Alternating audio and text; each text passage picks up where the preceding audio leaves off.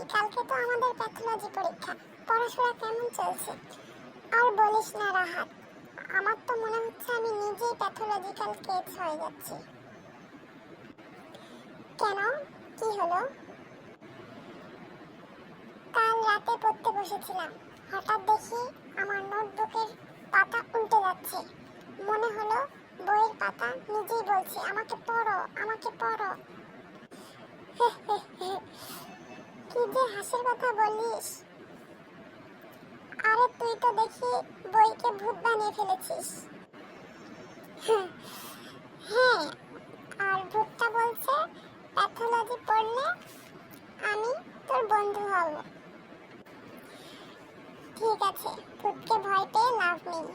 চল আমরা দুজন পড়াশোনা করি, ভূতও খুশি আর আমরাও খুশি।